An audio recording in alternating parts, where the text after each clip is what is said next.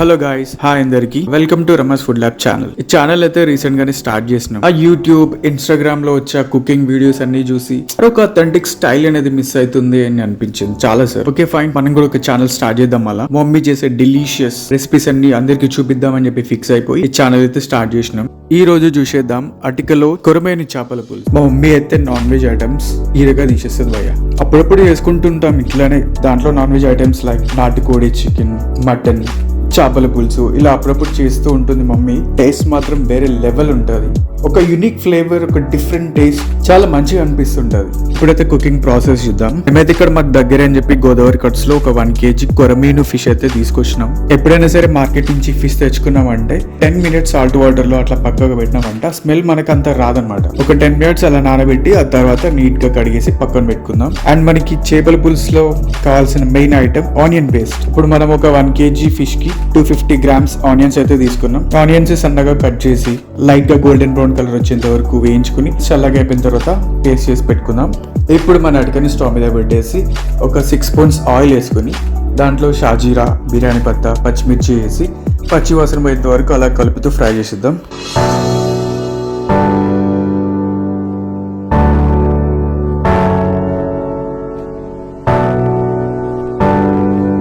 అలానే ఒక 2 spoons పసుపు వేసి ఒకసారి కలిపేద్దాం.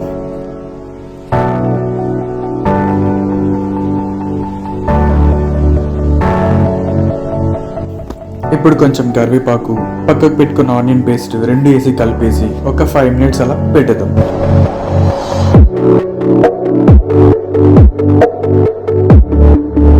ఒక 5 minutes తర్వాత చూస్తే మనకి ఆయిల్ సపరేట్ అయిపోతుంది. ఇప్పుడు దీంట్లో ఒక 3 చెంచాల కారం, సరిపోయిన ఉప్పు వేసి కలిపేసి మనం కడిగి పక్క పెట్టుకున్న చేప ముక్కల్ని ఒక్కొక్కటిగా వేసేసుకుందాం.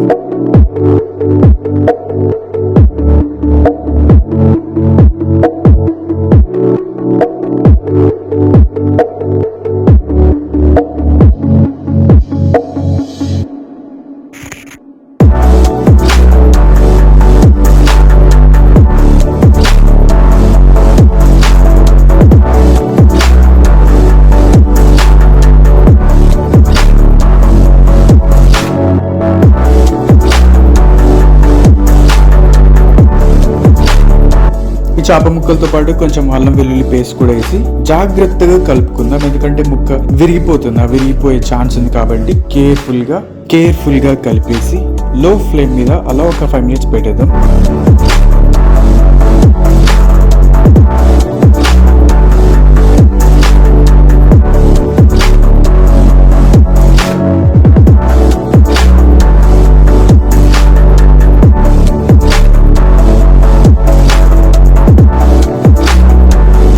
ఒక 5 minutes తర్వాత ముందే పౌడర్ చేసి పెట్టుకున్న మిరియాల పొడి, ధనియాల పొడి రెండు వేసి అలా కలిపేసి ఇంకొక 5 minutes కుక్ చేద్దాం. ఈ కారం, మసాలా, మిరియాల పొడి ఎంత వేసినామని మెజర్మెంట్స్ అయితే ఏం చెప్పట్లేదండి. ఎందుకంటే ఒక్కొక్కరికి ఒక్కోలా ఇష్టం ఉంటుంది. మేమైతే మా ఇంట్లో చాలా స్పైసీగా తింటాం. నాన్ వెజ్ అంటేనే స్పైసీగా ఇష్టపడతాం అందరం ఇంట్లో. అందుకే మేము కొంచెం ఎక్కువనే వేసినాం. మీకు కావాలంటే మీరు తక్కువైనా వేసుకోండి. ఇందాక ఆనియన్ పేస్ట్ చేసి పెట్టుకున్నప్పుడే ఒక నిమ్మకాయ సైజులో ఉన్న చింతపండుని నానబెట్టినాం. ఆ నానబెట్టుకున్న చింతపండు ఒక 2 టీ గ్లాసెస్ చింతపులుసు వచ్చేంత వరకు వాటర్ వేసుకొని చింతపులుసు రెడీ చేసి పెట్టుకున్నాం. ఈ పులుసుని ఇప్పుడు మనం కర్రీలో పోసేసుకుందాం. చింతపండు పులుసు పోసిన తర్వాత మన కర్రీలో ముక్కల్ని జాగ్రత్తగా కలిపేసి దీంట్లోనే జీలకర్ర పొడి, గరం మసాలా పొడి వేసి ఒక 5 minutes అలా మగ్గనిద్దాం.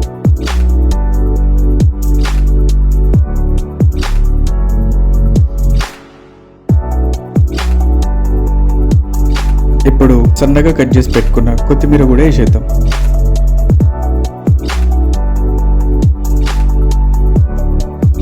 ఒక 10 to 15 minutes లో ఫ్లేమ్ మీద చేపల పులుసుని కుక్ చేసుకుందాం. ఒక 15 minutes తర్వాత మూత ఓపెన్ చేసి చూస్తే గుమగుమలాడే మన కొరమేని చేపల పులుసు అటికెలో రెడీ. ఇలాంటి సింపుల్ అండ్ టేస్టీ రెసిపీస్ కోసం ఫాలో అవ్వండి రమాస్ ఫుడ్ ల్యాబ్.